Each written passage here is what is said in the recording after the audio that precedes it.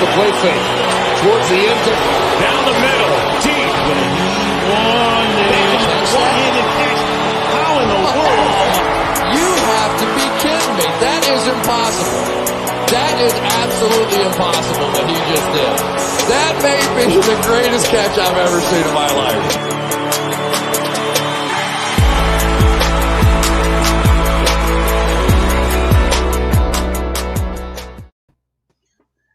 Yes, sir. Yes, sir. We are back. It is week 15. This is playoffs round 2. This is everything that you hoped for. If you are still playing right now, you are excited.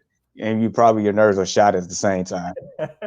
But anyway, I'm here. This is Jamar here with my brother Deshaun. Before we get into anything, how you doing today? Man, I'm doing fine, bro. Man, look, semifinals, we here, baby. We here. So I feel really, really good about this week, bro. Man, you and me both. We're gonna get into more of our leagues in a few, but let's definitely touch on a few notes and things that has happened since Thursday that has affected week 15. So with that being said, let's do some quick recaps and get into some news, and then we'll go from there. Let's do it.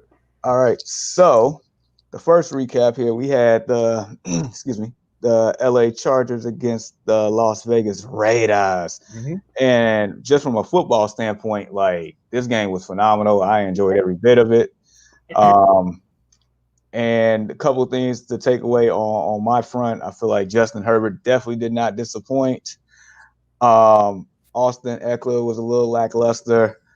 Hunter Henry did you justice. And then on the flip side, Waller the Baller came and balled out.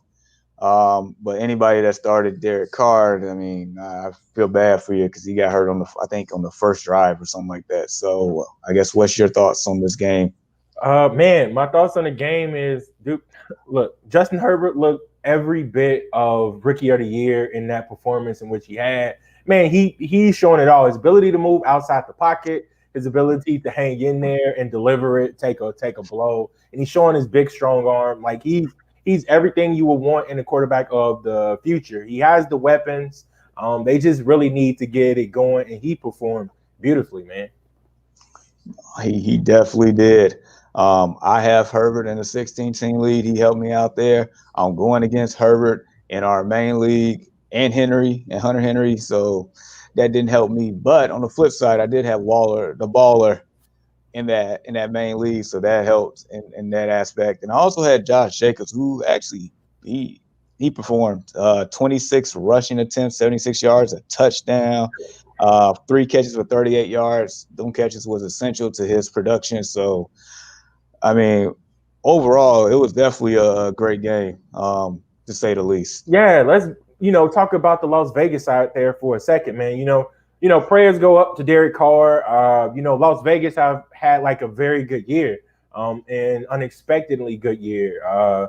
So Marcus Mariota came in. I mean, we know what Marcus Mariota can do. And look, I already know no one started this guy because no one predicted him to play. But I'm not sure about what their schedule looked like going forward. But whenever you can insert a quarterback with his ability to run, as far as fantasy football goes, man, you got some extra points on the ground, and he showed what he could do. That was the reason he was projected to be a starter coming out of college. So Marcus Mariota had a great game. Darren Waller is like almost unfair, Jamar, I feel like, because up on the route that he scored, man, they had him lined out wide against like a smaller DB. I think he got 6'6", man. 6'6", and he legit beat the guy in a foot race. Caught basket catch all over the shoulder, beautifully placed ball, man. It was great. So I already know that Waller owners right now are ecstatic. Me being one of those guys. So Indeed we are. And crazy how 2 former Oregon Ducks lit it up that night. So I guess the biggest thing with Mariota, not only that he performed well, but he also helped the production of Waller, also helped the production of Josh Jacobs. So he came in, and the ones that once Carl was hurt, it was like, I don't know, what are we gonna do? Is Mariota gonna actually help us out with these other guys? And he definitely exceeded expectations on that one for sure. For sure. All right, so our first Saturday game, man, I thought Justin Herbert put on the show. But your boy and our boy, Josh freaking Allen, had himself a game. A game. You want to get into it? Look, You own the 3 leagues, man. Let's call it what it is. Dude, Josh Allen is a bad man. Look, I'm not saying he's Aaron Rodgers' bad man, but this dude is a flat-out stud. Look, 359 yards passing, 2 passing touchdowns, 3 rushes for 33 yards, and 2 more touchdowns on the ground. What more can fantasy owners ask for? You needed him to have a big game. I needed him to have a big game. Out of all of the teams that I have inside the playoffs, 3 of 5, I have Josh Allen on every single one of those teams. So I'm, grinning from ear to ear this morning, man. So like the performance was great. Not even to take anything away from Stephon Diggs with 11 catches for 147 yards. No touchdowns, but that was more than enough production to keep fantasy owners happy. This team is rolling right now with Josh Allen under center. You and I talked about it a little bit offline, Jamar, that it just seems like Josh Allen, the only thing he needed was a legit number 1 wide receiver, and he got that with Stephon Diggs. And look, sky's the limit for this guy. It's going to be very, very fun to watch him in the near future. Absolutely. Because we were saying last year that Josh Allen has slot receivers everywhere. Yep. On the outside and within the numbers, every position that can basically he could throw the ball to besides tight end with slot receivers. That's what it was. And now, Diggs basically unlocked a new element of his game, and it's a beauty to watch him like grow and produce numbers like this. And I guess the biggest thing for him out of everything that you said, he had 0 turnovers. 0 turnovers, man. He's known to turn the ball over, whether it be via the fumble or interception, and no turnovers in that game, man. He just flat out put what was that to the tune of 37 fantasy points or something like that. Guy was amazing. Guy was amazing. Man, he definitely had himself a game. Like you mentioned, Diggs had a game. Cole Beasley even had a great outing. 8 catches for 112 yards. So if you started any one of those 3, you're definitely smiling. And then on the Denver side, they need to do some soul searching all the way around as far as their team. But if you started Melvin Gordon and if you started Noah Fant, I'm pretty sure you're happy. You'll live with those performances. Gordon, 11 carries, 61 yards, 2 touchdowns, 4 catches for 20 yards. Noah Fant, 6 catches for 68 yards and a touchdown. So they were definitely very productive, especially for Fant being a tight end. And we know outside of Walter Baller and the future Hall of Fame tight end in Kansas City, everybody else is TD dependent right now. And Noah Fant got you that touchdown. And the second game from yesterday, Carolina at Green Bay, which I feel like did not live up to expectations all the way around as far as fantasy football production. We expected Green Bay to win this game, but as far as, putting up numbers for your fantasy team, it wasn't quite there. Like, Aaron Rodgers known as a bad man, but I feel like he wasn't as bad. Right. Devontae. No, I'm with you on that. We definitely expected a little bit more from, Aaron Rodgers, who was definitely playing at an MVP caliber, level this year. It's just, one of those games. I guess you just can't be, fanatic fantastic every game. So, yeah. I mean, it happens. I mean, because Aaron Rodgers, he's been stellar the whole year. And the game that he had yesterday was more so reminiscent of a lot of games that he had last year. So I guess the timing of this, that's what makes it more critical.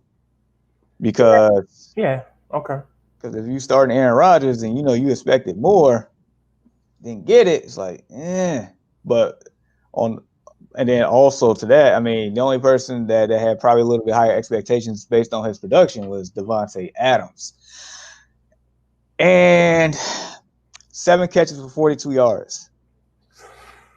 I don't know, Mar. I don't know, bro. Like, and that's the thing. So this is playoff football right here, right? This is fantasy playoff football.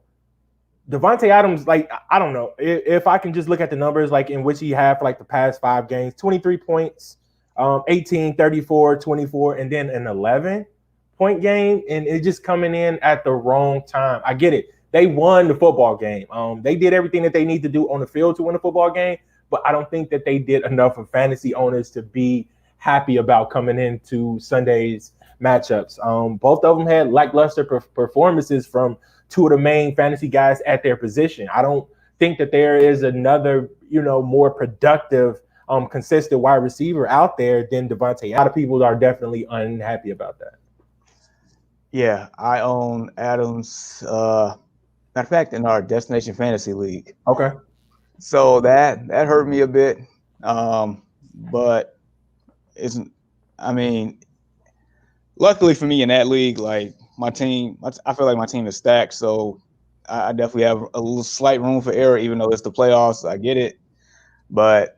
What was you gonna do? Not start Devontae Adams? Exactly, and that was gonna be my next point, bro.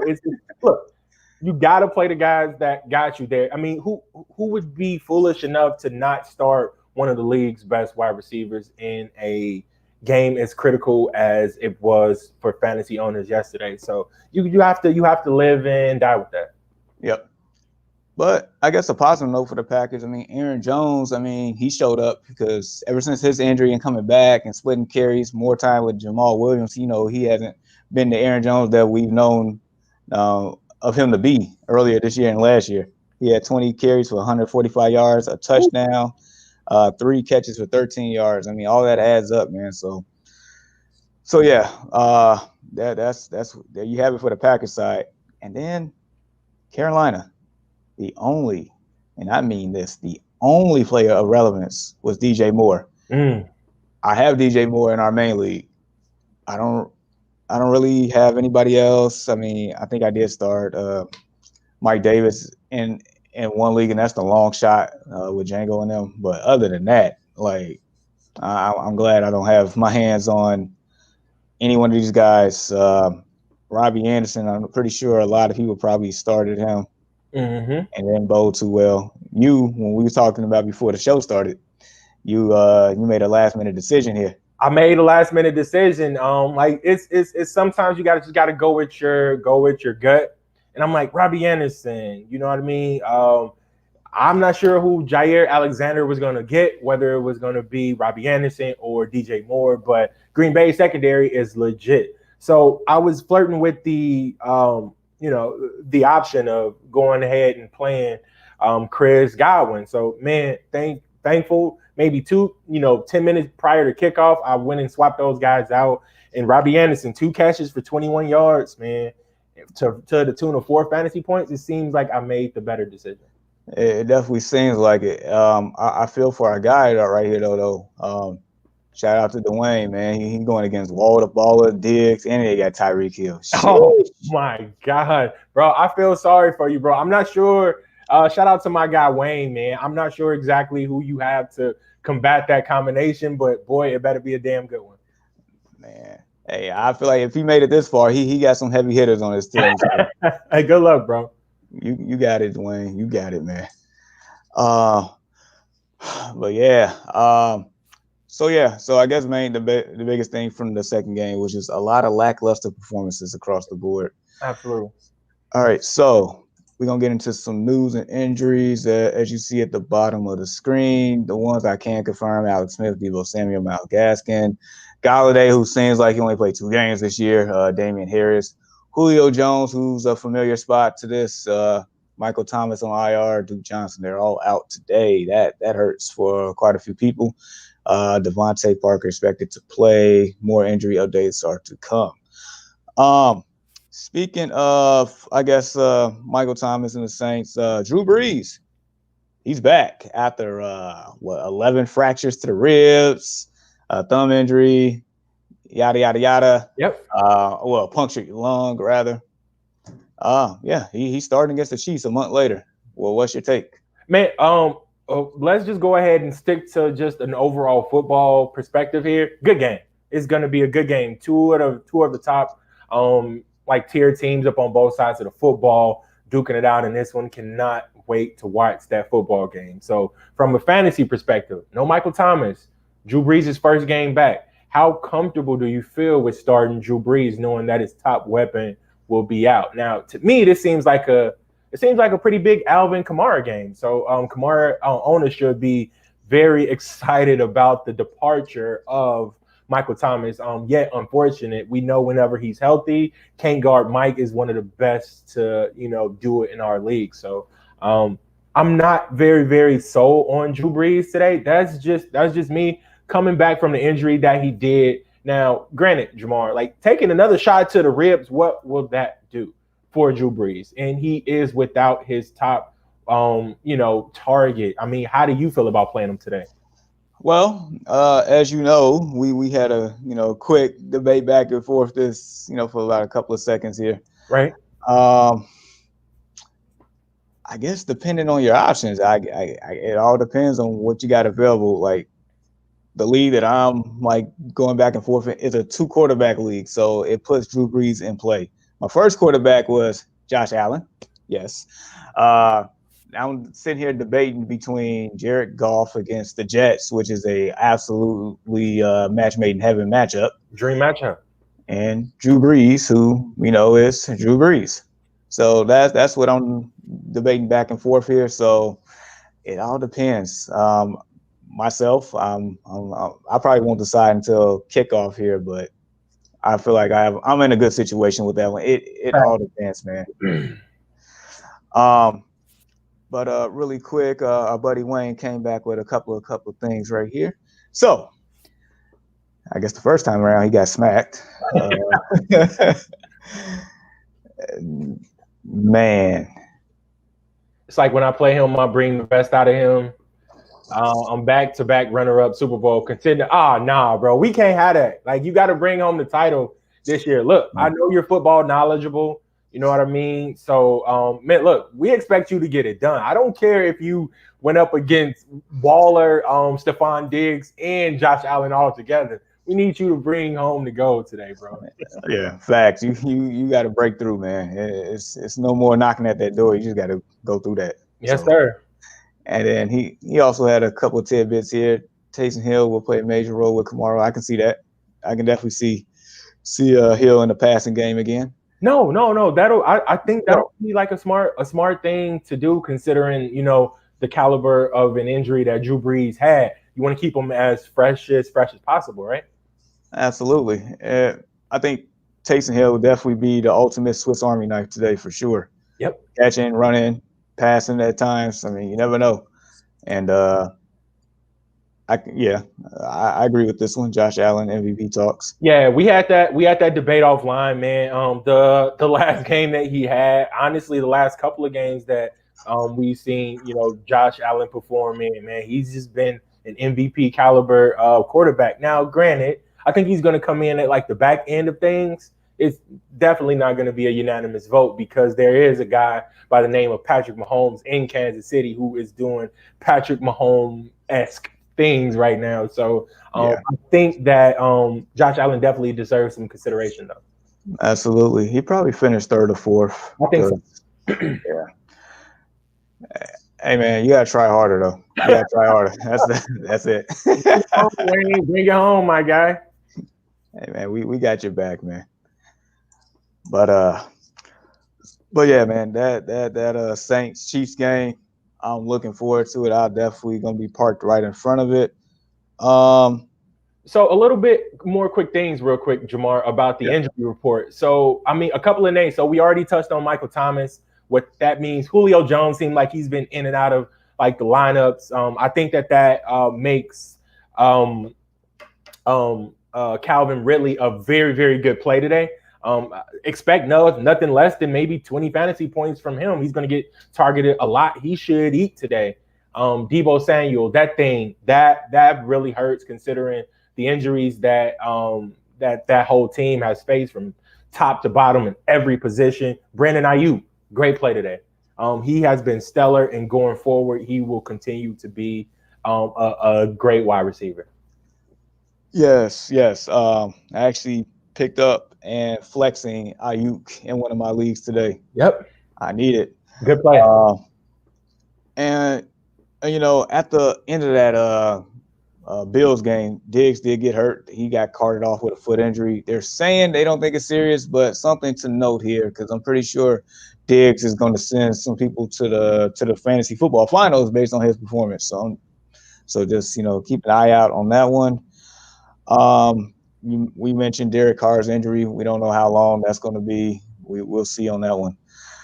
And then we got one more from Wayne here.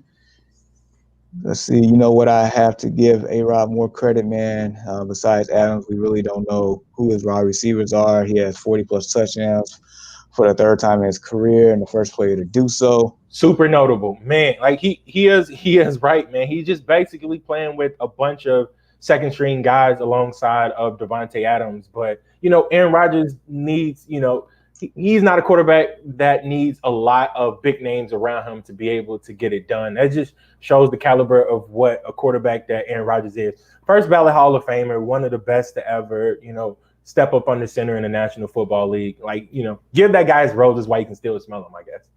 Absolutely. And this is a building block for you, man. Definitely got Calvin Ridley, man. Like Jamar and myself mentioned that, look, Julio Jones is out. They already target Calvin Ridley a bunch in the red zone anyway. So the only thing you're going to need from him is maybe 7 catches, 110 yards, and a touchdown. That'll be my honest prediction today, and it could be more. Yes, sir. So, all right, let's get into our fantasy leagues really quick. So, we're both in 5 leagues. I'm in playoffs in all 5. You're in playoffs in 3, but the ones that you're in, this is your first matchup of the playoffs. You have first-round byes in all 3. I did, man. And one common denominator to note in all 3 of the leagues, man, I got Josh Allen. So what a way to start the fantasy semifinals with that guy being your quarterback. Single quarterback league, I'm sorry, in all 3 of those. But it's definitely good to start with the leg up. Absolutely. So I guess the one league we're going to talk about that me and you actually have a chance of going to the finals in. Yes, sir. It's happened. Just so happened to be the Destination Fantasy League that we have. So give me a second here, sir. I'm going to pull it up. Bam. Are we up? Yeah, we're up. All right. This is your matchup here. Shout out to Billy Golfin.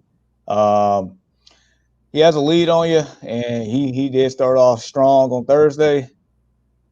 Yesterday did not do him any favors with Mike Davis and Robbie Anderson. We mentioned how lackluster that whole game was. No, it wasn't. And I'm not gonna lie to you, bro. Was I nervous? Heck yeah, I was nervous because he played both Darren Waller and Justin Herbert. But with Josh Allen going out there and putting up a 37 piece, I feel a little bit better about that. I thought Green Bay's defense was going to at least give me like 9 points, but a little bit toward the game, Carolina started to pick up a little bit of steam, found their way into like the end zone, which only resulted me in the tune of 5 fantasy points. So that one was like a bummer, but I got Tyreek Hill, I got Calvin Ridley, like Dwayne has, I got Dalvin Cook. So those guys got to come out and play so I can get up over this hump, so I can meet the guy who's chatting with me right now inside that fantasy playoff, man. Man, I'm trying to get there, man. I'm trying to. I mean, this is tough. This is tough. I'm going against Reap. Shout out to Reap. Man, I feel like Davante Adams did not do me any favors.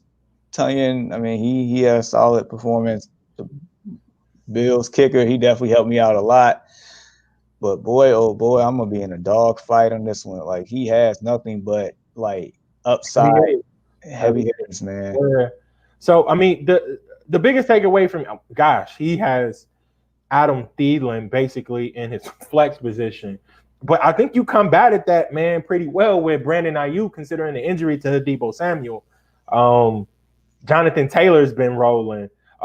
Jeff Wilson Jr. So like that's a little bit of like a wild card. I didn't see that one coming, considering Raheem Mostert is expected to play in this football game, but it looks like you don't have better options anyway. The Christian McCaffrey that hurt me. That really did. So I'm back and forth between David Johnson against the Colts here and Jeff Wilson Jr. So I mean, the thing about it is he does have Melvin Gordon and Hunter Henry up on the bench with 24 and 17 points respectively. So you dodged a couple of bullets there. And Cole Beasley. Oh, wow. Oh, wow. I didn't even see Cole Beasley down there. You know, shout out to Cole Beasley. We didn't mention this, but Josh Allen definitely has a chance to have 2,000-yard receivers. So, like, that guy has been nothing but, like, great since he, been to that football team. 1, 2, 3, 4, 5 games of over 100 yards receiving and multiple catches throughout. He's been fantastic. So. He has, man. I feel like I'm going to need – and I know my Bears has not been playing the greatest football this year overall, but I'm going to need them to step up on defense if I'm going to have a chance to beat this guy, man, because he got Thielen and Jefferson against the Bears today. So, which Jefferson last time I can remember smoked that secondary. Leave us alone, man. Oh man. So let's just. All right, we got another question here. All right, so who do you think is more likely to break the rushing record in a single game, Dalvin Cook or Derrick Henry? Oh, boy. You know what? Let me go ahead and take this one, Jamar. Considering you know how I feel about Dalvin Cook, right? Yep. In my opinion, and I say this, dude, and I mean it every time I say it, I know what a monster of a running back Derrick Henry is.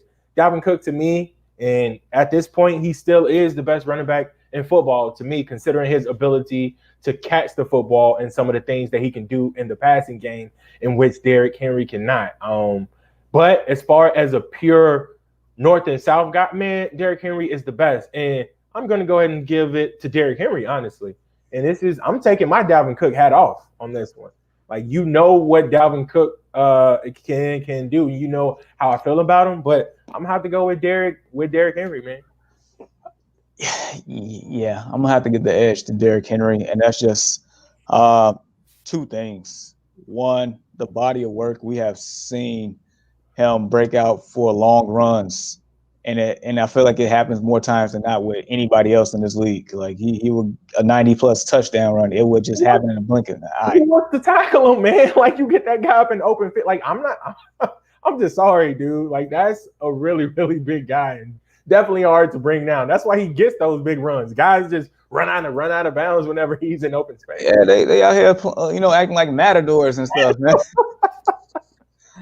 Facts, bro. So I mean, that is really tough. Two phenomenal backs, man. Definitely among the top 3 in the league, I feel like, as of this year. So. Yeah, and the second thing I'll point out is, like, Derrick Henry gets stronger as the game goes on. He's one of those that will wear down a defense, and then fourth quarter hits, goodbye.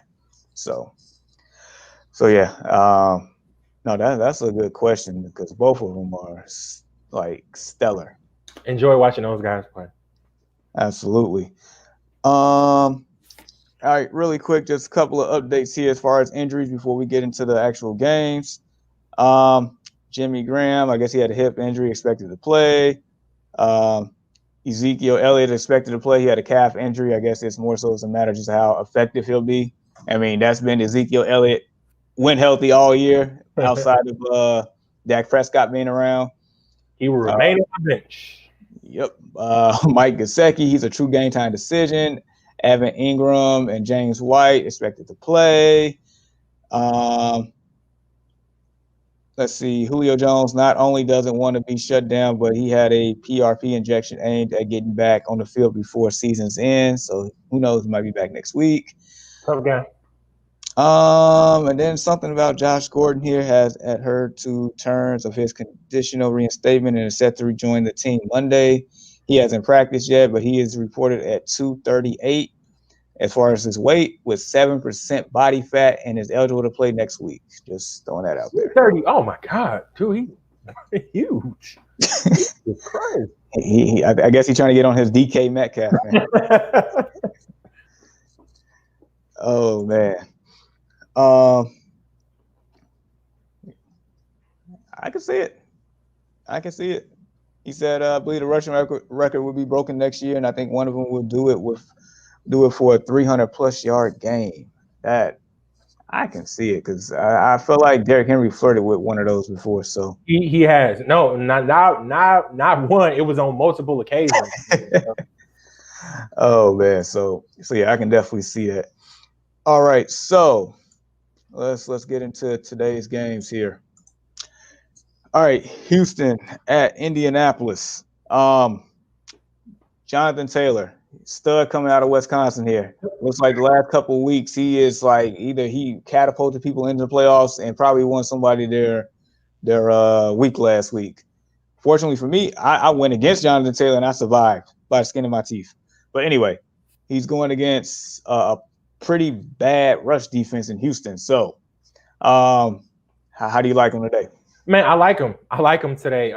Houston's, ability to stop the run has been basically non-existent. So Taylor should eat. Taylor should eat. Nyheim Hines might even be a pretty good play as they mix those two guys in. Hines a little bit more so via the pass, but Houston, Houston just can't catch a break, man. This season is just, so many things that went wrong, and they had such high expectations coming into this year. I think the only playable guy on that team for me would be Deshaun Watson. I think Watson will be Watson no matter what, and I think he'll do enough to make fantasy managers happy in this one. So, yeah. Cool. T.Y. Hilton has had a pulse. Yes. In this matchup, is he worth flex consideration here? He is worth flex consideration here, and I'm actually playing against him in a guy who it was between me or him in order to pick him up off the waiver wire. So I was for sure thought he was going to sleep because he needed the kicker, but no, he went and got T.Y. Hilton instead. So I really wanted T.I. and I was going to T.Y. and I was going to put him inside of my flex. Over the last couple of games, he has found life. I don't know what that means.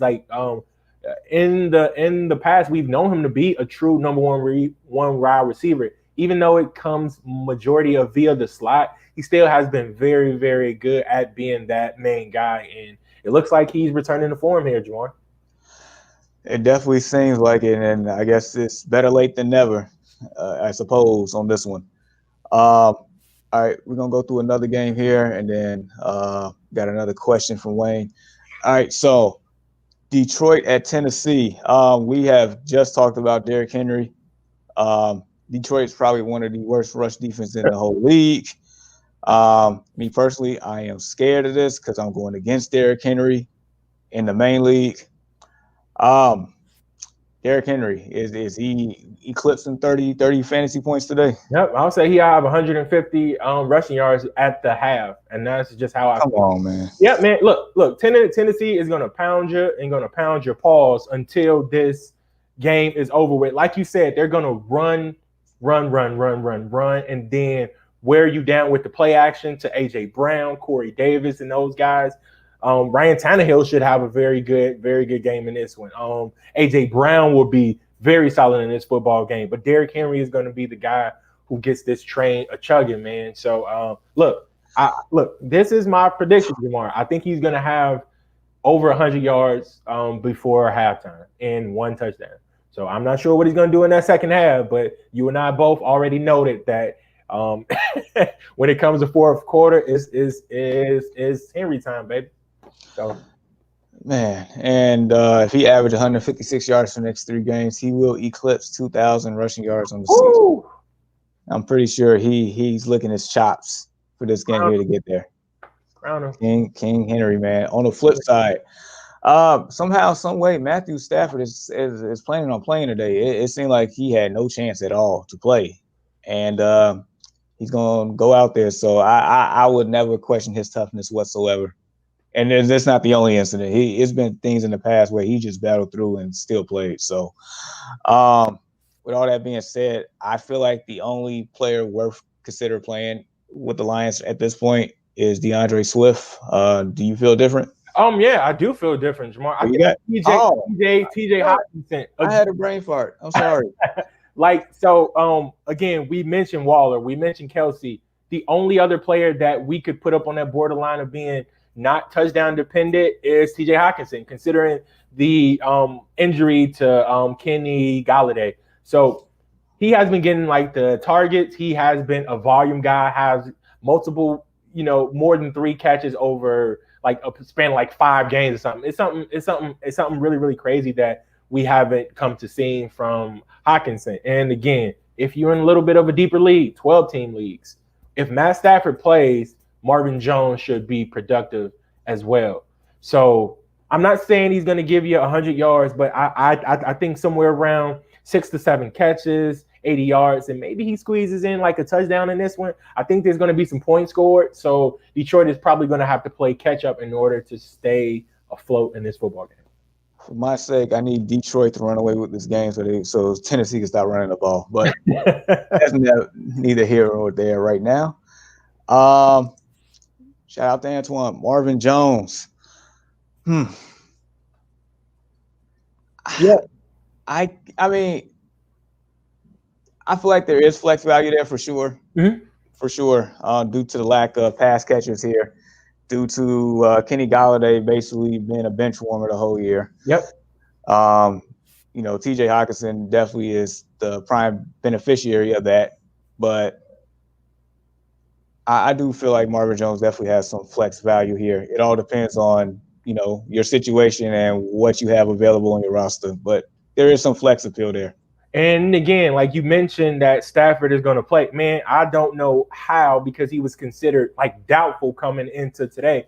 So, again, you already mentioned his guy's toughness. Like, he wants to play, and kudos to him. But whenever Stafford is on the field, Jones has a different element. And I'm with Twan on this one. I think that he can give you enough production to play inside the flex for today's football game. Again, Detroit is going to be playing from behind. Stafford will probably chuck it up maybe 50 times in this football game. So I think Hockenson is first in the pecking order, then Marvin Jones right after him. Okay, I can see that. I get that. All right, so yeah, it all depends on the situation. And then we're going to get into this one really quick. Just a fun question here. Do you think any quarterback in the league can throw from end zone to end zone? Whew. If so, who? I've had this debate plenty of times, and my buddies don't think it's possible. I think Vic, Mahomes, Josh Allen, and Rodgers can do it all. Oh, man. Funny thing is, so remember that stellar game this past Monday when Lamar Jackson went and took a poop and came back and won the game? Yep. So I don't know. I got to fact check this, but they said that that Hail Mary that Baker Mayfield threw or whatnot, the overthrown Hail Mary, they were saying it was like the most yards like on a Hail Mary or something like that. It was like 70 plus. So, I mean, some of these guys got cannons. If I was I think Josh Allen might have the biggest chance out of all of them to do it. I don't know if he can, but I think he can come pretty darn close. 150%. I believe Josh Allen can throw a minimum at his longest, I shall say, 80 yards. Like I think he can do that. And to me, he has the strongest arm in the NFL. And that's the only thing I'm willing to put against Patrick Mahomes here is Josh Allen's arm strength. It's basically second to none in my opinion. Facts. And then we got, I guess, supposedly a last question, but nevertheless, who wins the NFC East? Oof. It's tough because I would have said Washington, the football team, but Alex Smith is hurt, so that leaves the door open for the New York Football Giants. That's tough. I'm gonna say the Giants. Okay, and I was gonna say pretty much the same exact thing. I'm gonna say the Giants have the best chance. I'm still gonna say that this is Washington's lead to lose here. Washington coming in, 6-7 or something like that. Yeah, game under 500. And don't count the Eagles out. I get it. They're 4-8. Can they get to 8-8 with Jalen Hurts under center, who has actually played pretty well since Wentz is like benching. So it's that's a shame. We have to say that the NFC least is like a dogfight, but that's what it's going to be coming down to these last few games. Hey, both of them, I got two responses saying Washington because of their defense. Defense is nice. Going Washington, it is. It is. Flat out. And we're going to definitely get into that a little bit later inside the Seattle and Washington matchup. So. Flat out. But I will say this, the Giants' defense isn't bad either. I will say that. Up and coming. Yep. So, all right, let's get back to this really quick. So, a team that's near and dear to my heart, Chicago. This is basically, from a football standpoint, this is a playoff game. Basically, loser, just take your team and go home because that's it. If you lose this game, you out of playoff contention. So there's something to play for here. With all that being said, look, I wasn't a believer of David Montgomery in this running game, but the past 2.5 to 3 weeks, it's been legitimate. Is that trend going to continue today?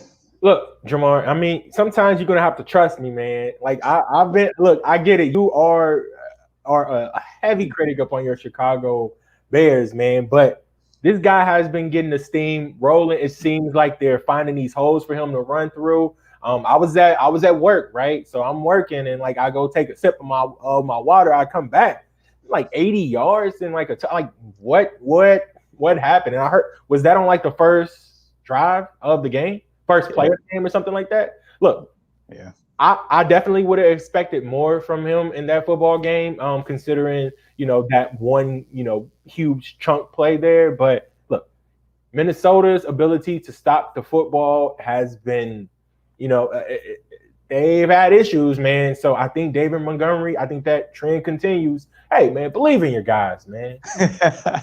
It's hard based on how this year went, but nevertheless, and I also have pointed out that when Mitchell Trubisky is starting, Allen Robinson gets a bump because he always looking for Allen Robinson. Allen Robinson, top 10 play today? Top 10 play today, man. And you're going to ask me that on most days. I'm going to give you the same answer, man. It's just, look, he finds ways to get it done. I think he's one of the most unsung wide receivers in the league. No one mentions him inside the top 10. Only thing he does is produce for those guys, even though that quarterback has been in and out with that football team. He just finds out ways to get it done. He's a stud, carries himself high class. I got him in one league. I need him to ball out, man. So I'm happy that Trubisky is on the center. That is his favorite target. Facts. And then on the flip side, so the last time these two teams played, Dalvin Cook wasn't like cooking it up. He definitely like basically gave you like a takeout order instead of a full buffet. But he still produced. It was in the fourth quarter. He came through. Now, you're a Dalvin Cook owner. I happen to go against somebody that has Dalvin Cook. Personally, I need him to have the same type of production, but Dalvin Cook, I feel like still gonna get his. I guess to what extent is your expectations for Dalvin Cook today? About the same as it was like the first time around. Look, you guys, I know what you guys can do in terms of, stopping the run. But the thing about Cook is he's not a Derrick Henry, who is a terrific back, but Henry doesn't give you much in terms of the passing game. And they can set up one screen and it can be for 50 yards, which they have done this season to Dalvin Cook. So I think somewhere up on the terms of, maybe, again, I don't think he gets over 100. I think he came close to that against you guys last time you played, but it took him like 20-something plus attempts in order to get there. So I think it's going to be somewhere around 20 points for fantasy owners, which is not what we come to expect from a back like Dalvin Cook, but definitely very serviceable. It is. And you know what? He said, who scores in this game? And I'll give you a nugget here. So our stellar rookie corner, Jalen Johnson, is not playing. So with that being said, I would expect that basically boosts Justin Jefferson value here. So can I see a 40-plus yard bomb for a touchdown in this game? Absolutely. Absolutely. I think Thielen can still get his like he did last time, even though he fought tooth and nail for his points. But I feel like Justin Jefferson, outside of Dalvin Cook, is likely to score a touchdown in this game. That's my opinion. Yeah, and up on the Chicago side of the football, I'm definitely going to go Allen Robinson. I think he's coming off a game in which he hit the end zone twice, if I'm not mistaken. And definitely Devin. I said Devin. David Montgomery. I think he punches one in from like 5 yards in. So both of those guys should be pretty good. Indeed, it's definitely going to be. I think this game could put up some points. It's just going to be hard fought between end zone to end zone, but points will be scored. No, absolutely. Like I feel that. And as far as like this game has a lot of playoff implications to it, and I mean I want some of this game, man. If I'm available to what time did this game air? Is it a noon game? I want to say so. You would think I would know, right? Yeah, I'm quite sure it's probably going to be a noon game, so yeah. I won't get a chance to actually sit and watch this football game, but definitely some good football. Indeed, yep, noon game. Speaking of another noon game here, which is an interesting football game within itself, we just talked about how good this defense is for Washington. All right, so Seattle. Couple of weeks ago, like I'm pretty sure the G-men came into Seattle and made things very difficult for Russell Wilson and that whole offense. Mm-hmm. Washington's front seven is just as lethal, if not slightly better. Their secondary is better for sure. So with that being said, what's your expectations with Russell Wilson? What's your expectations with DK Metcalf and Tyler Lockett? And then I'm going to ask you about the running back situation because something occurred. But go ahead. Okay, so temper your expectations. And, I'm serious. This is a trap game. And, again, a name like Russell Wilson, DK Metcalf, you're going to start anyway, right? But don't expect that 25-plus point game from Metcalf or the 25 game from Russell Wilson. I think Washington slows down the pace of this football game. There's going to be a lot of rushing in this football game. There are going to be some turnovers in this football game. Look, Washington defense, no ifs, ands, or buts about it, is legit. That front seven is big, fast, and scary. They're a very, very good football team defensively. So I think the main guy here is maybe it'll be Tyler Lockett. He'll find a crease somewhere inside the zone, and he'll sit as far as being a slot guy. But man, I think this is definitely a trap game for Seattle on the road against the Washington football team. I mean, Twan agrees. I mean, they can definitely be inconsistent at times. And I mean, this is the same football team that had Dallas come in and only kick a field goal. They flew all the way to DC to kick a field goal. Yeah, and that's the thing about it. They don't get enough credit up on the defensive side of the ball. And let's go ahead and talk about the offensive side of the ball real quick, Jamar. Considering that Seattle secondary is trash, let's just call it what it is. It's amongst the worst in the league. So, how do you feel about Thomas in this football game? How do you feel about Scary Terry? All right, so Thomas, I mean, based on like I've been saying for multiple weeks now, if your name isn't Kelsey or Waller, you are touchdown dependent. That's just what it is. In this matchup, Thomas has any chance of anybody to score a touchdown just because of how bad Seattle is. Scary Terry, Scoring McLaurin, whatever you want to call him, he's going to have a game. I have him in the league. I'm going against him in the league. It is what it is. You put up the points, you put up the points. Haskins is back. Haskins loved throwing him the ball. I mean, it's going to be he should have a game. And if he doesn't, I'll be thoroughly surprised if he, doesn't eclipse 20 to 25 points. I'll be stunned. Let me ask you this really quick about Seattle. So the running back situation that I mentioned a couple minutes ago. Yep. So we know Chris Carson is the guy. Yep. There's a forgotten name that I think that's going to show his face tomorrow. Rashad Penny. I mean, today. Rashad Penny. They drafted him as a first-round pick a couple of years ago. So is he active? Will he play today? Or? I think so. I'm going to double-check that. But let's just, take the scenario he does play. How do you feel about Carson's production in that regard? To be completely honest, bro, I didn't really feel very good about Carson's production from the get-go, considering how good Washington is up front. So my expectations for him, and look, I am a Chris Carson owner, and I'm still playing him at my RB2 spot. So I really don't feel very good about playing him there in a game in which I have to win. But the thing that you're going to hang on to is he's going to get the dirty work. He's going to get the goal line carries, and that's what you're going to hang your hat on. And his ability to punch one in from 10 yards out or something like that. Yeah, absolutely. And then lastly, J.D. McKissick for Washington. How do you feel? Active, very, very active. More than over under Jamar, five catches.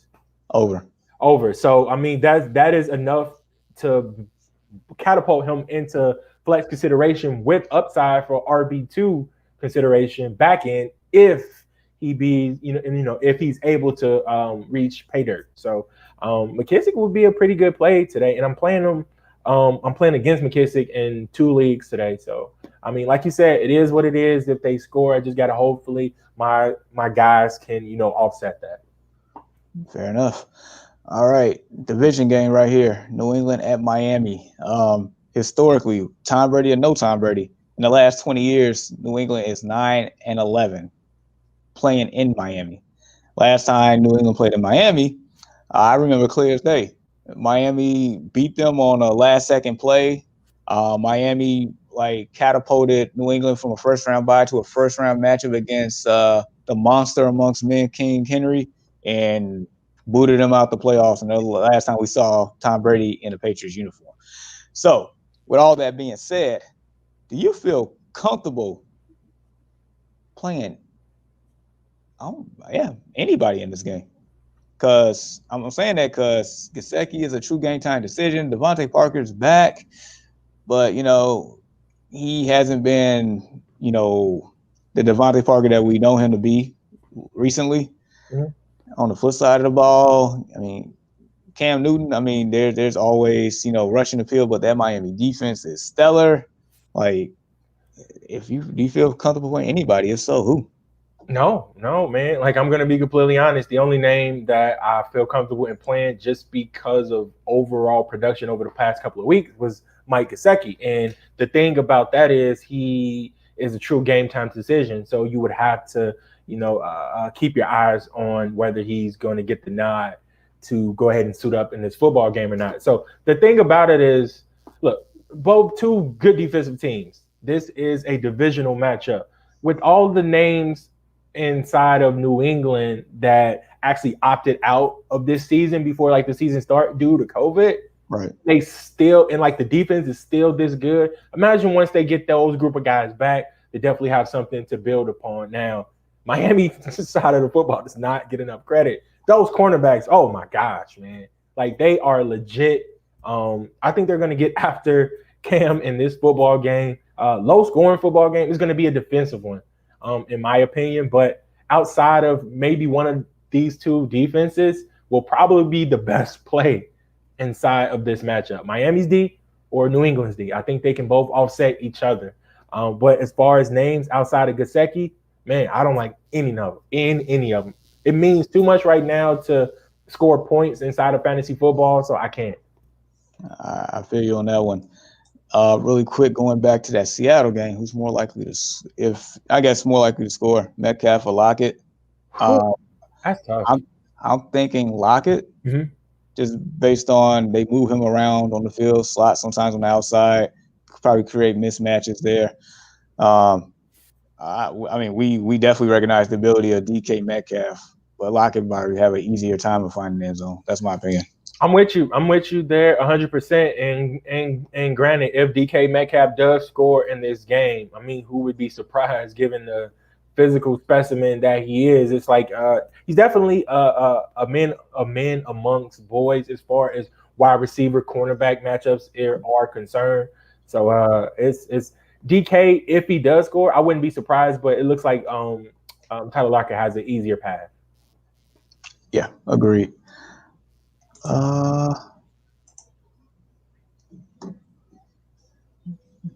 Yes, sir. Yes, sir. Yes, sir. What we got next? Oh, we got this showdown here. I mean a showdown. We got Jacksonville, Baltimore, man.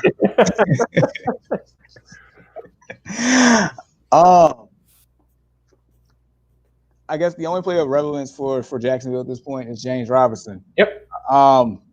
What's your expectations against Baltimore? Well, look, we were just coming off of a game in which Baltimore was gashed, bro. Gashed by Nick Chubb and gashed by Kareem Hunt. But those are the two best running back 1-2 punch that we have inside the National Football League.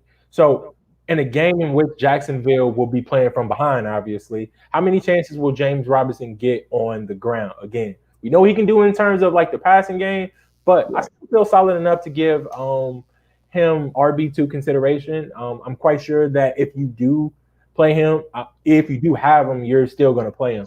Just temper your expectations a little bit. I think he finds enough of heart in this football game to do enough to make his fantasy owners happy. Fair enough. Flip side, Lamar Jackson. He like that was definitely a great game on Monday. I'm gonna remember that one for a while. Baltimore's look like they're trying to get back on track here. I feel like Lamar Jackson has a juicy matchup against Jacksonville.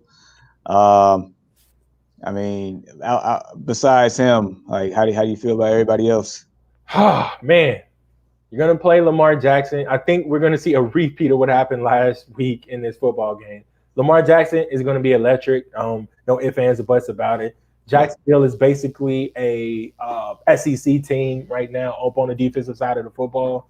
So it's I think a couple of teams can actually beat them outside the SEC. But that's neither here nor there. You're going to play Mark Andrews. You're going to play J.K. Dobbins, who has a great matchup in this one. Man, even Gus Edwards gets a nod in deeper leagues with flex consideration. His ability to find the end zone, which he found pay dirt twice last week in a game in which J.K. Dobbins did as well. So all those guys you're gonna play and you're gonna feel pretty damn good about it.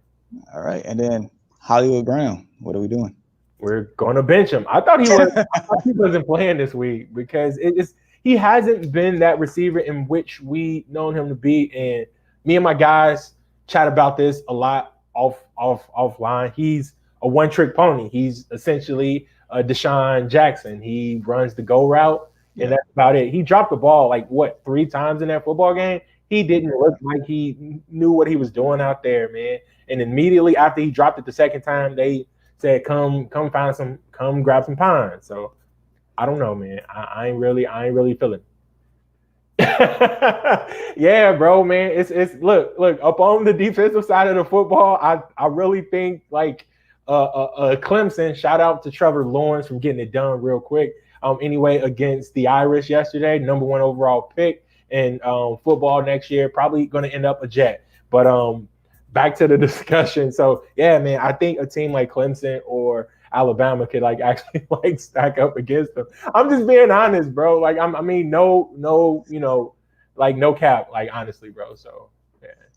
All disrespect. All right, So the next matchup here. Okay, so this one here actually has some fantasy, some good fantasy football matchups here. Tampa Bay at Atlanta. Mm-hmm. We're gonna start with the Atlanta side first. I'm gonna say Tampa for a second. Okay. All right, so Calvin Ridley, okay, so we definitely doing that for sure. Matter of fact, outside of that, for Atlanta, anybody else worth starting? Nope. All right, simple enough. We'll keep it moving. Tampa. I mean, I feel like Brady.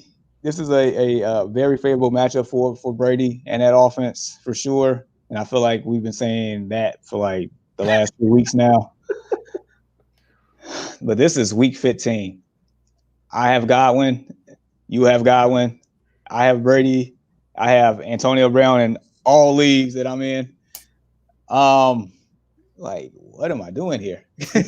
Jamar, look, it hurts me to say it. You have to bench AB, okay? Because he hasn't given you a reason in order to play him, like, to be completely honest. So you want to take a flyer in the semifinals inside of a fantasy football playoff in which, championship stakes on the line? No way, Jose. Like, I don't want any of that. So you're going to play Chris Godwin, and you're going to feel pretty confident about it, considering that Atlanta's secondary is maybe in the back end of like the 5, maybe even like somewhere near like 29, 30 at stopping opposing wide receivers. So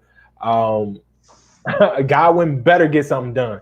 He better get something done in this football game. I'm not sure if we mentioned it or not during like the injury segment, but Ronald Jones is out in this football game last time I checked. So that means that it looks like Leonard Fournette will get the nod and to be the main guy in that backfield. So how do you feel about that? You know what? I'm double checking that injury, but in the scenario that he is out and it's the Leonard Fournette show, I feel like that is a solid play. He's out. Yep. Ronald Jones' finger, I think he got like his fingers like stitches removed or something like that. Isn't expected to play Sunday's game against the Falcons. All right. You know what? Yep. And he's been placed on the reserve COVID list as well. So yeah. All right. So Fournette, I feel like he's definitely worth a flex play consideration because I think I've like wiped my eyes last week, as I remember now, and saw LaShawn McCoy out there doing work too.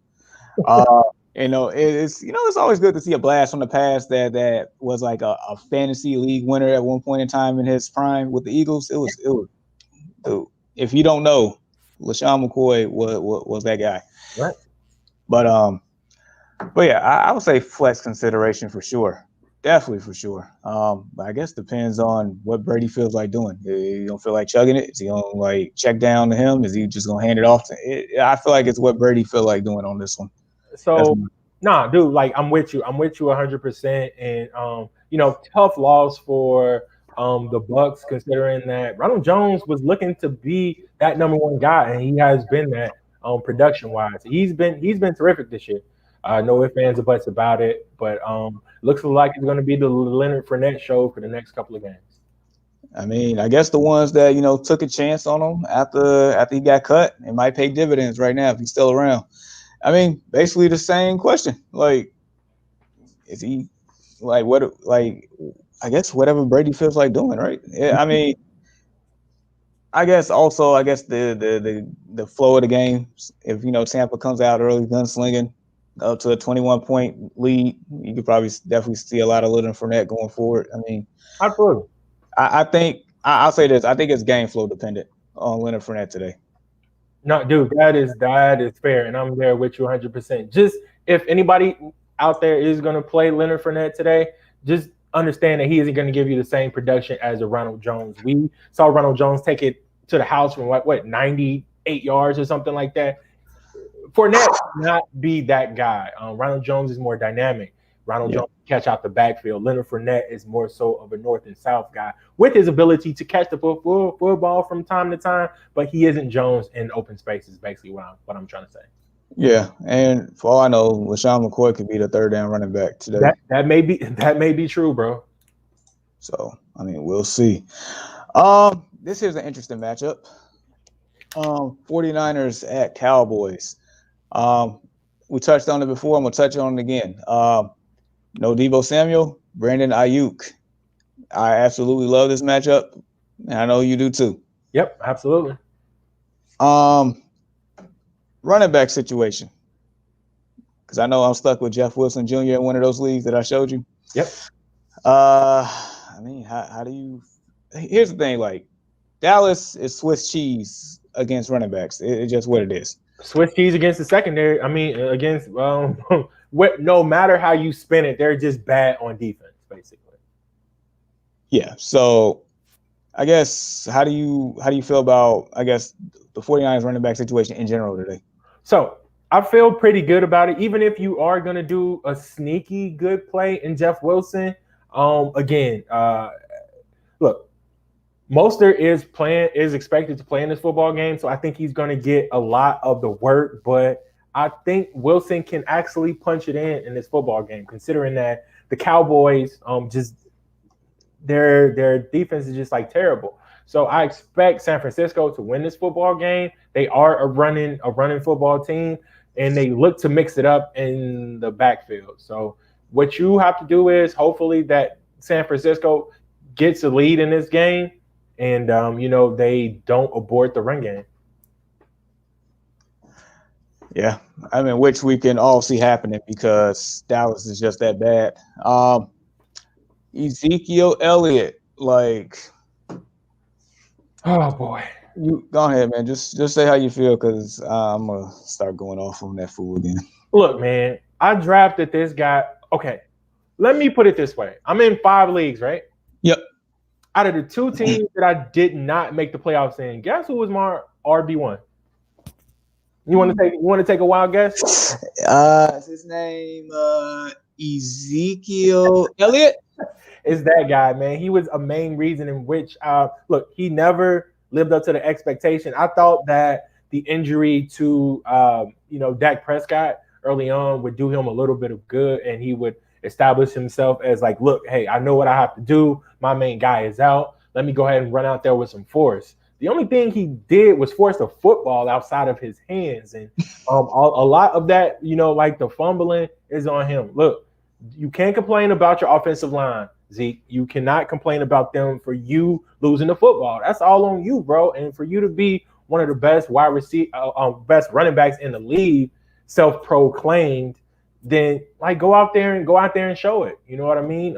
You can do more as in terms of running the football and catching it. Now, again, he has been putting 2 hands up on the football. It seems like he's getting back to his old ball security ways, but he just ain't that guy right now. So are you going to play this guy knowing that you have championship aspiration on the line? Absolutely not. Leave this guy up on the bench, bro. Honestly, like if you're in the playoffs and you got Ezekiel Elliott on your team, you definitely make wonders this year. You're lucky. It's that bad. Outside of outside of Amari Cooper, because I'm pretty sure you're still playing that guy.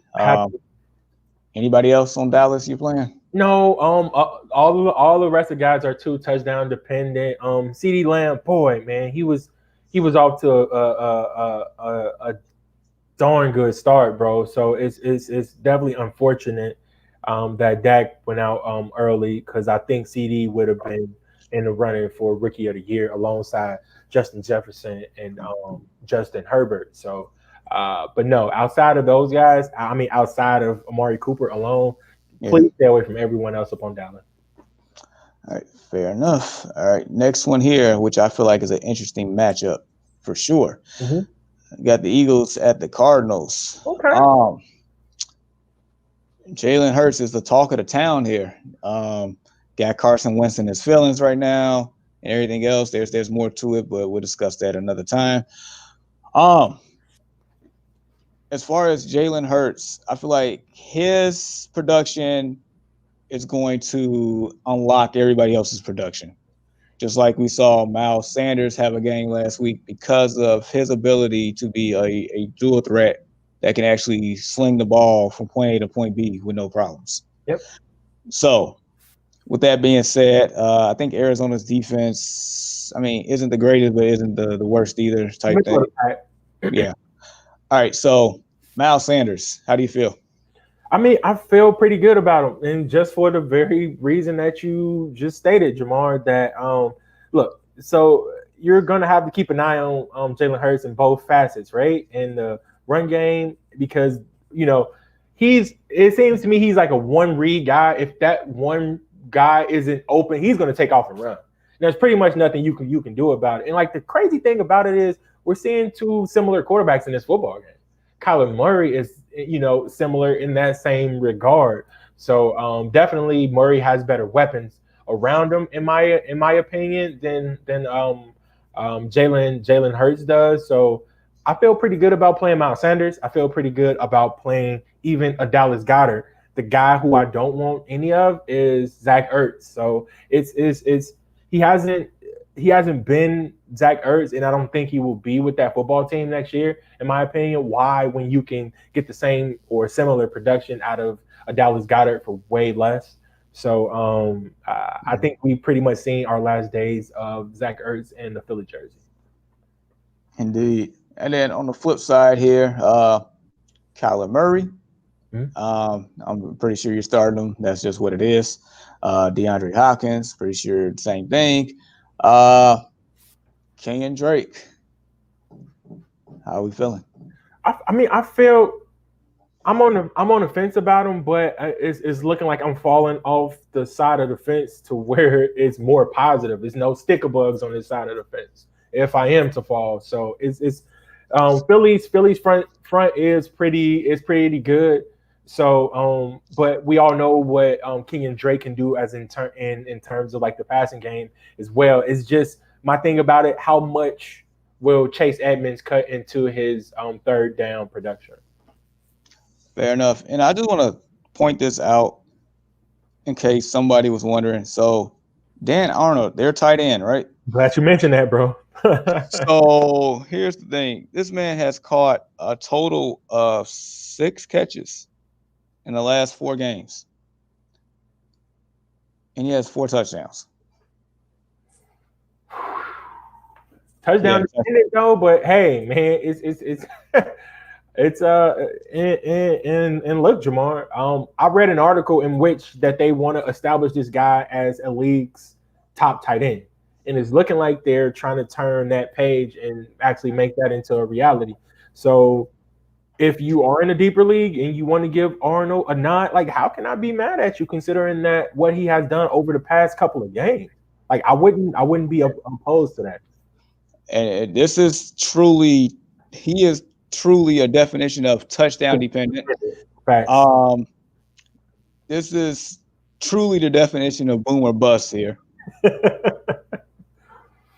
This is yin yang. This is about as opposite as it gets. There's so many range of outcomes here. He is probably an excellent tournament play in DFS today. Just throwing that out there. But just want to, make it known that, this guy he's scoring touchdowns at a very efficient rate. Just target share isn't there all the way just yet. So throwing that out there. All right. So we got some really good teams here, man. Really good teams. We have the Rams of Los Angeles and the Jets of New York. Oh, really good football teams, huh? Yeah, man. Jets. I don't think I'm starting a single soul on this team today. Nope. You can't do it. The only man, and it really hurts me to say it because I like Crowder and he's a fantastic fantasy wide receiver and he's pretty good in real life as well. But it's that Rams secondary is legit. It's about as legit as they come. They got, in my opinion, the best cornerback in 2020, which is Jalen Ramsey. Will he shadow a guy like Crowder in this football game? If so, man, you can throw it out the window. Yeah, it's a wrap. But I guess on the other side of the ball, Rams got juicy matches across the board. I was able to snag Cam Akers. Ooh, okay. Man, Cam Akers, man. Oh my gosh. Like, what a story has he been? So they drafted this guy to basically be the main cog in that backfield. Early on, he did not show that. The Rams' backfield was more so like musical chairs, as I like to always say. Like Sean McVay likes to roll with the hot hand. But, I mean, it ain't too many hands as hot as Cam Akers is out there, Jamar. How do you feel about him today? And I'm in love. I'm in love with some Akers today, man. Because it says, ever since Gurley left, it seemed like a running back by committee. It's like remember the Dark Knight, and then they broke the pool stick, and it was like having tryouts. I think he won. Okay. Nah, I'm with you, and let me go ahead and break down a couple of Cam's numbers for like the past couple of games. So in every single game, he's seen his usage increase, right? Yeah. So week 12, 9 carries for 84 yards and a touchdown to the tune of 14 fantasy points. So they're like, okay, there's something there. It was like, let me go ahead and bump it up a little bit more. 21 rushes for 72 yards and a touchdown to the tune of 16.4 fantasy points. And in last game, against a very good New England defense, 29 carries, 171 yards, no touchdowns to the tune of 21 fantasy points. So if this guy isn't the main guy going forward, there's an issue. And I like Sean McVay, very, very intelligent head coach. So I think this will be a Cam Akers football game. Yeah, I'm totally on board with that. I feel like pass catchers wise, I feel like Woods and Cup's gonna eat. I feel like everybody, I feel like they just came off the bus. They saw a Golden Corral. They're gonna go in and just eat. That's what it feels like, man. So yeah. Basically, if you got anybody on the Rams, you basically start them without question. But this here, like on a serious note, is probably the best football game of the day. Whew. We got some heavy hitters here. So I mean, I'm gonna just cut to the chase. You're starting everybody from basically every side of the ball. That's a given. Every guy at every main position in this football game, go ahead and insert them. So here's the thing. Now it's just more so expectations. So all right, let's start with Drew Brees. Okay. First game back. It's been a month. Kansas City is no pushover on defense. Matter of fact, they're underrated. What are your expectations for Drew Brees? And this is really quick. I'm pretty sure you can find 10 other quarterbacks, 12 other quarterbacks that's worthy to start here. But this is more so for deeper leagues, 2 quarterback leagues, and probably DFS streaming purposes. Drew Brees, what are your expectations? So my expectations are he's going to be somewhere middle of the pack, right? Okay. Kansas, New Orleans. Well, both of these teams honestly have Super Bowl aspirations. Am I right? So, Correct.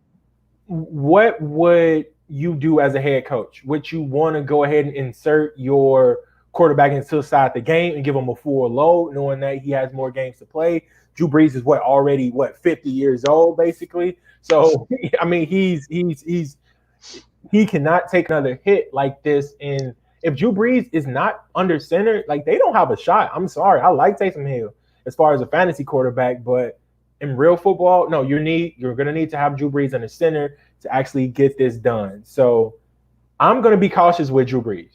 His age, his injury, everything, you have to be very cautious. I think they mix in a little bit of Taysom Hill in this football game. So I think they want to keep Drew Brees as fresh as possible for this potential playoff run. All right. Over, under 7 catches for Kamara. I'm going to go even. He's going to have 7 catches for maybe about 80 yards or something like that. All right. That's fair. All right. Flip side. I mean, Saints defense is good. Very good. But they haven't seen Patrick Mahomes. They have not seen Patrick Mahomes, Tyreek Hill, Travis Kelce, Clyde Edwards-Helaire. All of those guys, man, it's some really good opportunities. And shout out to Travis Kelce, my gosh. And Jamar, look, I think I was the first guy to hop on this Kelce train, if I'm not mistaken. I've owned him in fantasy leagues 3 times in a year until people actually caught on to how good this guy is. He has a chance to actually lead the league in receiving yards, which has never been done in the history of the National Football League. And I've said it, and I'm going, this is something that everybody can go back and look on. Travis Kelce, when it's all said and done, will be the greatest tight end of all time, in my opinion. So I get it. Gonzalez was great. Gonzalez was phenomenal. And ever since, before then, we even had guys, Gates, we've had Shannon Sharps, guys of that nature. But man, this Travis Kelce is a different element, man. He's a different monster, Jamar. So I cannot say enough good things about him. Tyreek Hill may have a little bit of a tougher time eating in this one because I'm not sure what they're going to do with Marshawn Lattimore just yet. I didn't look up the corner to wide receiver probability in this one, but Travis Kelce's going to get his. And with Tyreek Hill being, moved all over the field, I feel like this is going to be a game in which he eats as well. Hey, man, I'm agreeing with you across the board, man. Sheesh, Travis Kelce, my gosh. Can't say enough good things about him. But yeah, like we said, just to circle back around, starting everybody. I mean, expectations will waver here or there, but nevertheless, it's going to be a good football game to watch. So Sunday night game, apparently, I feel like Cleveland's been having a lot of primetime games, man. A lot of them lately. Oh, rightfully so. And this is coming from a Pittsburgh Steelers fan. I can't stand them, but they're playing very, very good football here, man. And the reason why is that run game. So strong. And let's say this. Is this a trap game? Yep, it is. Considering that the Giants defense is no pushover. If you look up all the stats statistically, they rank somewhere amongst the top in pretty much everything over the span of like the last several weeks. So with that being said, Jamar, how do you feel about Nick Chubb and Kareem Hunt in this football game? Well, Nick Chubb, I feel like is so elite that he's basically matchup proof. Matchup proof, okay. So you're starting him. I mean, expectations. I mean, I don't think he's going to get you 3 touchdowns or anything, but he'll probably find pay dirt. He'll probably get you. Yeah, I feel like he's going to get you the points that you need out of Nick Chubb. That's how I feel. One way or another, they're going to ride the Nick Chubb train. His complimentary piece, Mr. Kareem Hunt here, he can definitely have a game because he can definitely be checked down too. He can go out wide. He can run in between the tackles. We know what Kareem Hunt does. And we saw it firsthand his rookie year in Kansas City. So in this matchup here against the Giants, he's definitely flex worthy for sure. He has RB2 upside for a fact. So depends on your options there. I feel like he's going to be in most people's lineups, if not. Let me ask you this, though, because I definitely got a question for you, and it's on the other side of the ball here.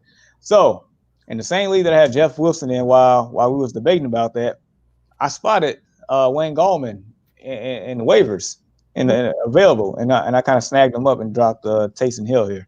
So how do you feel about Wayne Gallman against this Browns defense?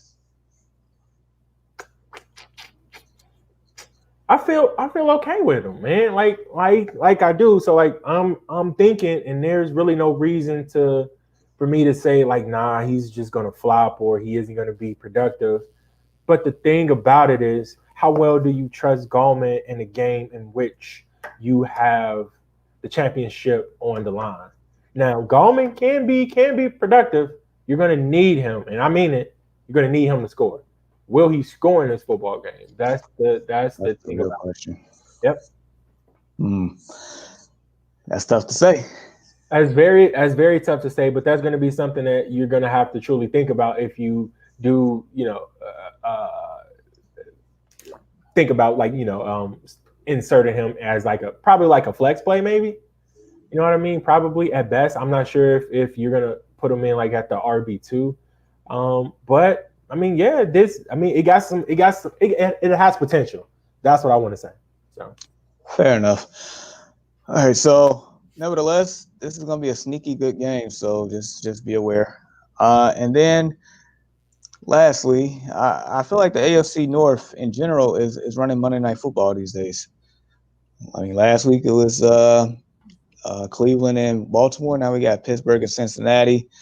I think Cincinnati's down to their third string quarterback. I think personally, outside of Tyler Boyd here, if that, I don't expect much production from Cincinnati. How do you feel? I feel exactly the same way, and you know what I mean. AFC North football is very, very good, man. I mean, we got the Steelers. We have basically 3 potential playoff teams, that they can put inside the playoffs. And maybe if Joe Burrow was, healthy, and maybe we were even talking about a potential 4th. And again, I'm getting like a little bit ahead of myself. I'm just saying how good this division is. But the Pittsburgh side of the football, man, is it's just the backfield that I don't trust, man. Like it's the backfield that I don't trust. Big Ben, it just seemed like over like the past couple of games, he has been known to spread the football around. So I think if it's one wide receiver that I would start amongst the rest, it'll probably be Juju Smith-Schuster at this point. Now, before it was Deontay Johnson or Chase Claypool, but it seems like Ben wants a guy that's going to catch the football, and Deontay Johnson has not done that over the past couple of games. Eric Ebron, for sure as hell, hasn't done that over the past couple of football games. It's just been drops. It's just been a bunch of drops, and the Pittsburgh Steelers are in turmoil. They're in like a downward spiral. And me being a Steelers fan, I don't feel very confident in our ability to even get past the first round if we're lucky. You got some things we need to do. It's just not Pittsburgh Steelers football. We haven't been able to run the football, Jamar, as you pointed out multiple times, and we deserve every bit of criticism in which we are getting right now. Yeah, like what's his name? I want to say Max Kellerman said that basically your short passing game has been a substitute for your running game thus far. Yeah, but how many times can you win a football game with Ben Roethlisberger throwing it 15 times a game? That's the point. It's not good football in that aspect. And I think this is in regards to Wayne Gallman here. I mean, he could be a sneaky pick today. I mean, and that's what I was saying. It definitely has potential. Jamar and Twan. So what do you guys think though? With everything on the line, and it is Jamar. It essentially is. It's you win and you go to the chip, or you go home. You know what I mean? It's no in between. I mean, this is my situation here. This is basically. I have Jonathan Taylor as my RB1. Mm-hmm. Strong. Right now, I have Jeff Wilson Jr. as my RB2. That's what I have. And I have Wayne Gallman on the bench. I also have David Johnson, and I have Christian McCaffrey. David Johnson against a Indiana defense. Maybe he might be the most solid play to actually score because he can do it in both facets. But man, like that's a tough one, man.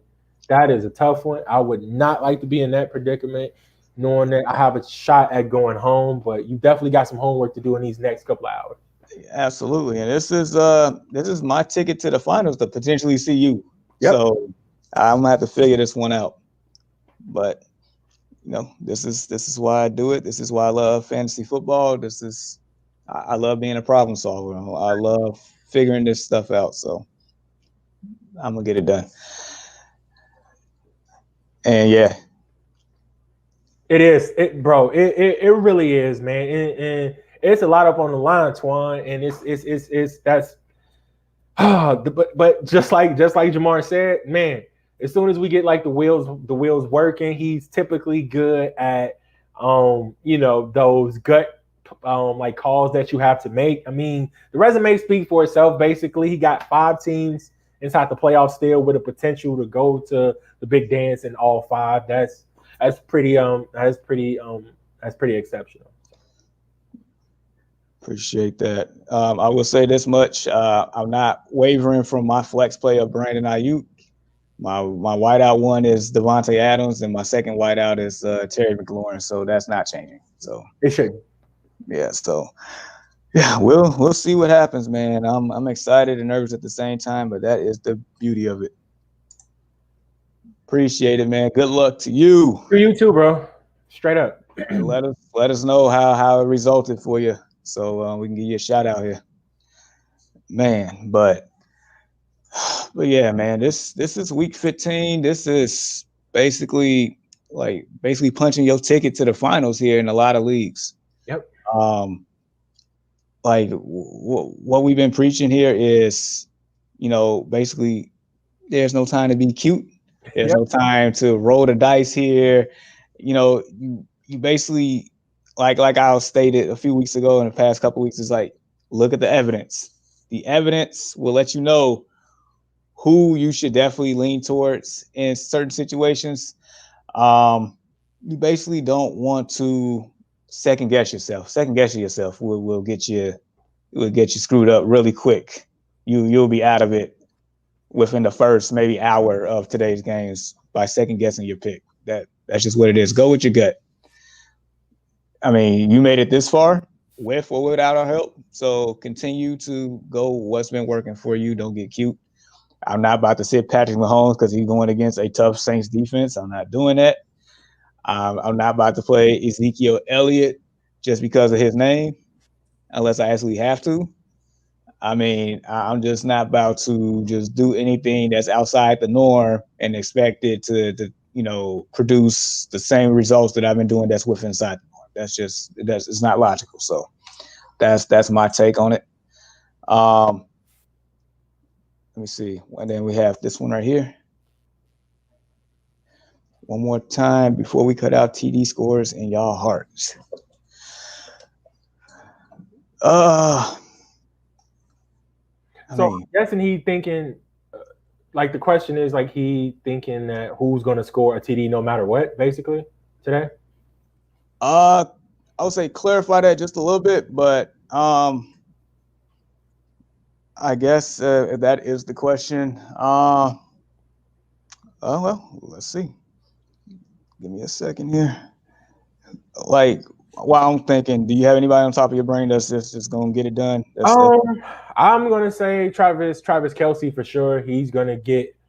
I think he's gonna find pay dirt, no ifs, ands, or buts about it. I'm going through here, like guys for sure. Calvin Ridley definitely has a very good chance, but I'm not thinking like he's gonna be automatic. I'm gonna say AJ Brown as well. So Jamar. So he's basically saying who we think is going to score no matter what. So I'm definitely going to roll with AJ Brown for Tennessee. I think he finds pay dirt. I'm going to mention Travis Kelce. I'm going to mention one player at every position that we have going forward. So for quarterback, I'm going to say Kyler Murray. Running back, I'm going to say Alvin Kamara. For wide receiver, give me AJ Brown. Tight end, give me Travis Kelce. If you want to go ahead and throw up a flex play there, give me some Cooper Kupp, man. Give me some Cooper Kupp against that Jets defense as like a flex play. A defense, I'm going to say who could possibly score. The Steelers defense against Cincinnati, that can be a possibility. We could get an interception, a fumble return, take it back to the house, and kickers can't score. So unless you Young, what's the pronounce? Young Wiku. Okay, all right. This is kid friendly.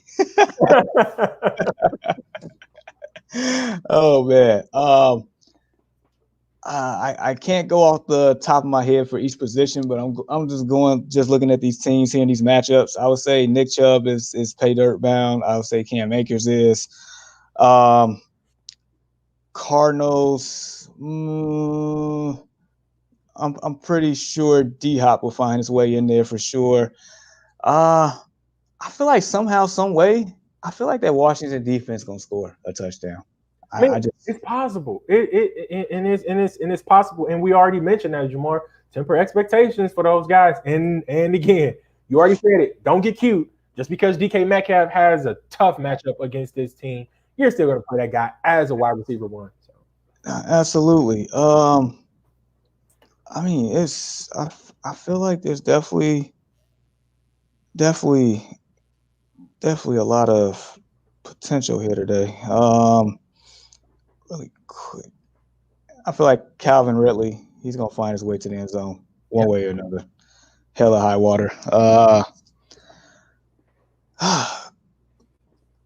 It's gonna be a lot of touchdowns scored by the Colts too. Probably some Taylor, probably some Hines. You know what? I think David Johnson is going to score. I can see that. Yep. So I think you got the answer to the question that you were scratching your head about, bro. Yeah, and I initially had him in the lineup too. So let me take my own advice since I'm second guessing my own self. So it happens. But nevertheless, yeah, just stay true to your formula. Whatever works, just stick with it. All right. So with all that being said,